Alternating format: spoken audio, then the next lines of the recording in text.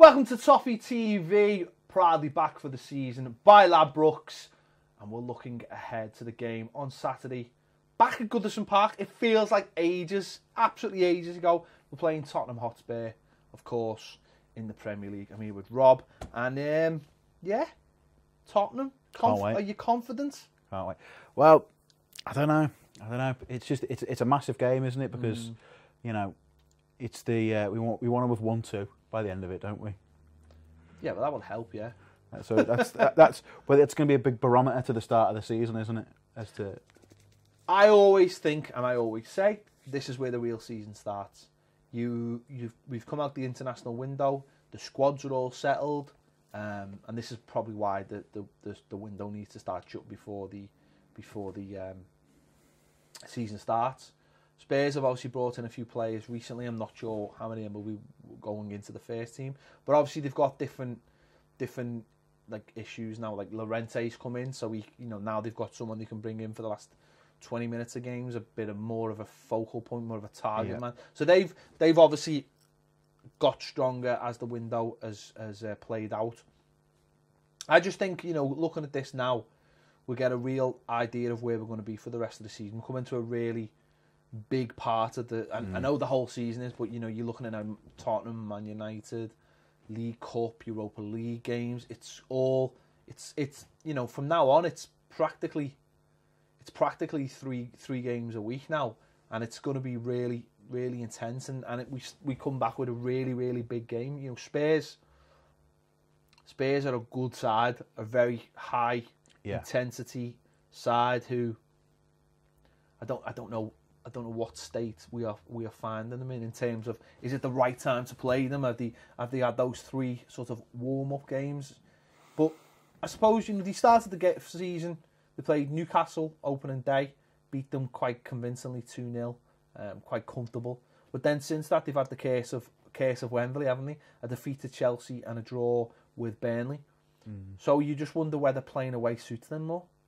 Maybe. I think they'll probably be from their point of view, they'll be looking to get a result away from them to boost them on and something to take into their next game at Wembley, and try and put that behind them.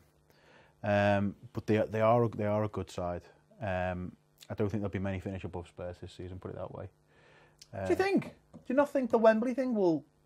I think if they can address that early on in the season, and move on. I just think they've got a really good side, good manager. I like the way they play. But it'd be great to go out and beat them. Yeah, I mean, I've no issues with Spurs whatsoever. I think they've built their squad in a way we are trying to build a squad. I think it's, when people say, when people say, well, why aren't Everton trying to buy this top player and that top player and these top players? Well, what about Spurs? Because most of their squad have been bought as up-and-coming players that they've polished off and made in the final. You think, Kane come through the youth team, went on loan. Dele Alli, come from Milton Keynes. Eriksen came from Ajax when a lot of people weren't sure about him. I like Klaassen. Alderweireld, came from after a good season at Southampton. All right, the goalie was pretty much established, but they've got a lot of players like that they haven't bought many sort of household name sort of players.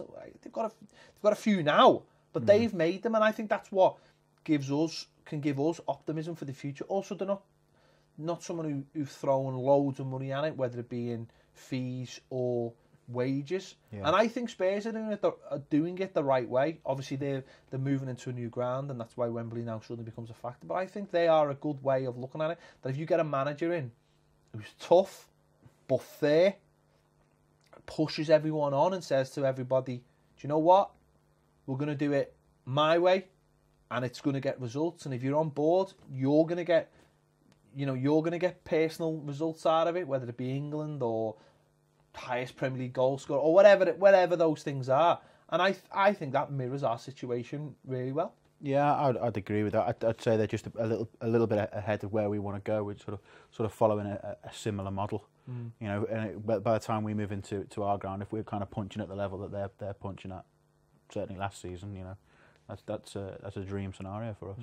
I do think Spurs could be one of the teams that we are pushing for this season.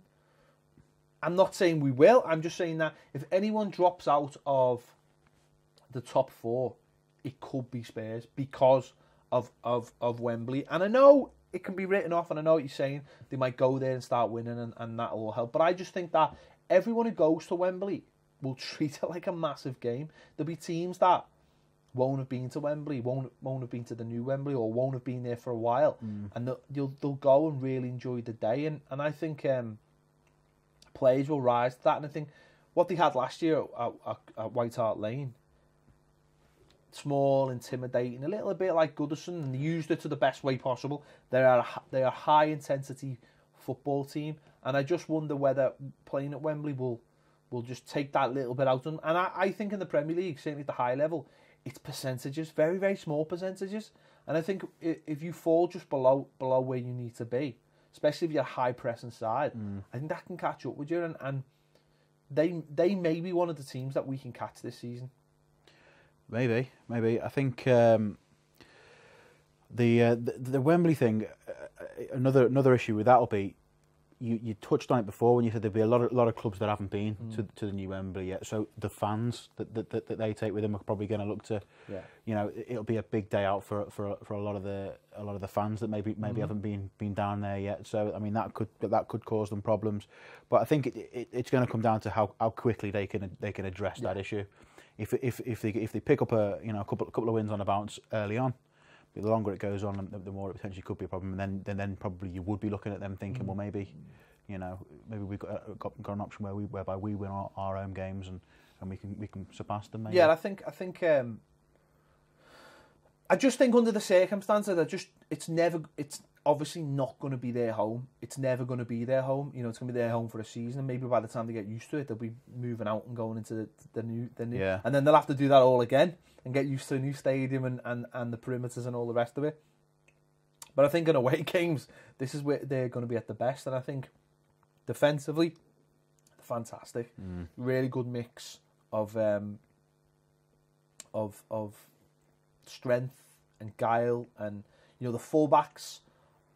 They've got the fullbacks that sort of we had, 4 years ago, both pushing on. I mean, I know it's weird because it's actually a little bit different this season. One of them's left and one of them's injured, so they've got new ones. But in Trippier, they've got the replacement. I know they've gone and bought another kid, but they use their fullbacks like we used to use our fullbacks, and that'll be interesting how we adapt to that. Whether we play 3 at the back and try and meet their fullbacks head on and say, well, we're going to give you something to worry about, or whether we, I just think that their fullbacks are what I'd love to see us go back to, but at the moment we can't necessarily do that because we haven't got the personnel. But they get all their attacking, the strength and wide, go very wide using their fullbacks. So I think that'll be a big part of the game, and certainly what we do against that. Yeah, I think you're right. I think that they're very strong in those wide areas. And I think we'd be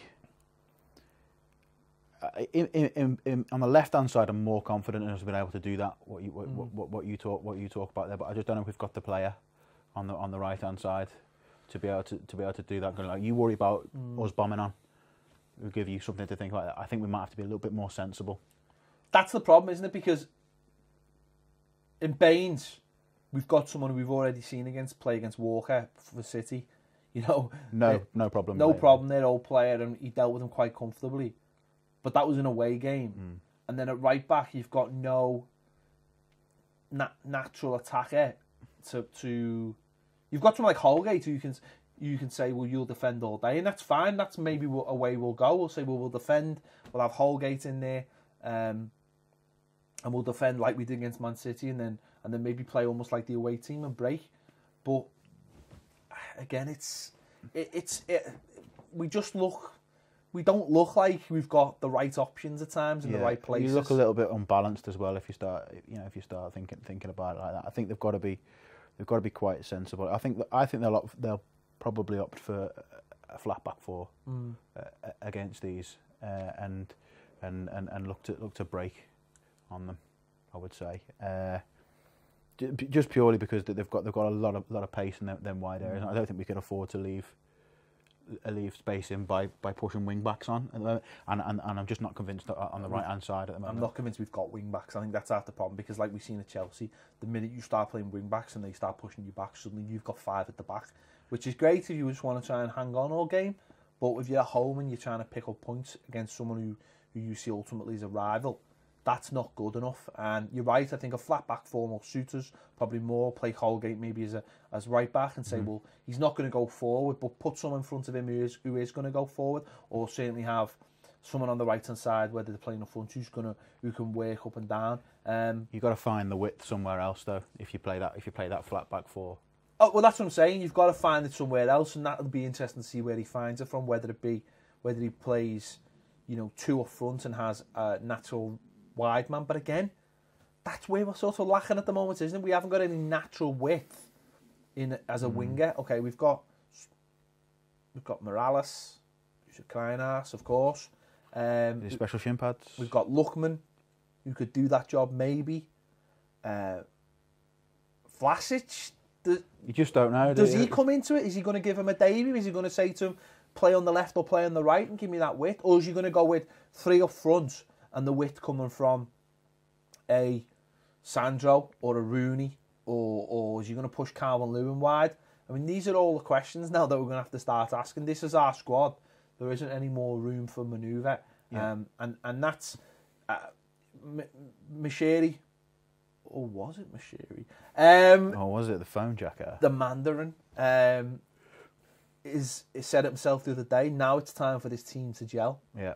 Does he play Gylfi Sigurdsson in a wide-ish position? Coming an outer wing winger in a way.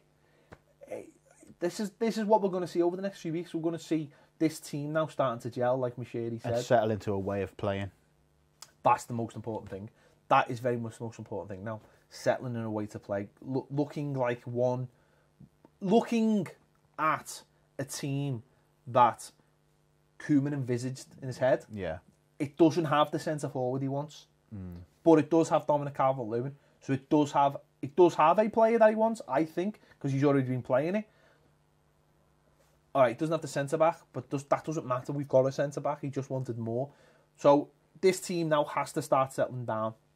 Sigurdsson has to play the role he was bought to play.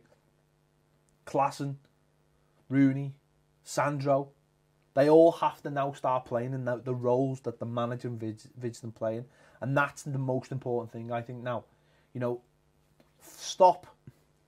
Okay, if you're going to play 3 at the back, play it in whatever game you're going to play. But start putting players in the positions that we're going to see for the rest of the season. Is Holgate going to be your right back? You've got to give them players the chance to nail that position down, the likes of Holgate. Exactly, but that's what I'm saying. It's a case of now. Now that's the first part of the season took care of itself. Getting in the Europa League group stage and getting through the Premier League games while managing that. Now it's business time. Now you've got your squad. You knew what you wanted. Gylfi Sigurdsson has played 90 minutes against Chelsea. He played 90 minutes Friday. He played 90 minutes, although I don't know what's got. It's tonight, but we recorded this for Iceland. Assuming he plays 90 minutes. Assuming he plays 90 minutes. So there's more time again. So he'll have played 3 90 minutes. I'm pretty sure 3 90 minutes on the. Did he play 90 minutes against Split? Can't remember. So that might be 4 90 minutes in a row. So therefore you're starting to think, well, he should be fit now. Should start seeing the best of Gylfi, or starting to settle into seeing the best of Gylfi Sigurdsson, of where he's going to play. And that for me is the most important thing now. Games are going to be coming thick and fast over the next few weeks. So we've just got to see this team settle down. Right, who's your right back? Or your consistent right back? Who's your tip of the triangle in centre midfield? Where does Sandro fit in? Does he play off the right? Where does Rooney fit in? Does he play off the left, or does he play behind Sandro and Calvert-Lewin? Or is he the tip of that midfield? Well, that's it. So these are the questions that we need to start getting to addressed in the next few weeks. And it starts with this game. And I think that, as I say, that's the most important thing now. Getting a way of playing, knowing who's going to be your sort of 1 in that position and who's going to be your 2 in that position. Because it doesn't matter, you have a squad, but you still have a starting 11, or the manager will. And it's how players, let's say Gylfi Sigurdsson, now we might be a left-hand side player who plays in front of Leighton Baines. Now Vlasic might be his deputy, let's just say. The same on the right, although I can't really think of anyone on the right. Maybe Klassen at times, maybe Lookman, maybe, God forbid, Morales. I don't know. And it's about just getting that style of play, getting it nailed down, getting the players used to it, and saying this is where we go from. And it's, as I say, it doesn't stop. Well, it does stop for another international break, I think. But it's very, it's going to be full flow now. Yeah. And Christmas will be like that. Yeah, it's like you say, it's about nailing down the way that they want to play games from the off. But it's also about working out, what's your plan A, what's your plan B. So you say like having Gylfi Sigurdsson in that role on the left, and as potentially the plan A. But if things aren't working, throw Vlasic on there and stretch it and play more of pace down the left. Right, so it's assessing what your options are and really nailing down how you want to attack. That's the manager's job now. That's his job. He's got the squad's in. It's not as big or as fulfilled as he wanted it to be, but this is he's got. You can't sit there now and go and have crying about what didn't happen. It didn't happen. This is your squad. Deal with it. Earn your money as a coach. Get it to play in the way you got your team playing last season, certainly at home again. This is a team that only got beat twice last season at home in the Premier League. So because it had a way of playing, and it's about getting that down, get that style of play down, get the players playing that way, get the players that you envisage in your head, and go for it. But this is going to be a hard game because these are a very good side. But I like to think last season we approached a lot of the home games thinking, well, this is our gaff, this is our place. We've played once already against Stoke, tough game, got through that. This is the next one. Each game as it comes, but it's up to these teams now to start thinking, Goodison Park. Yeah, we've got that back a bit more now, haven't we? That factor, which is huge, I think. Yeah. Whereas under Martin, certainly in his last season, it was, we're going to Goodison Park, hooray!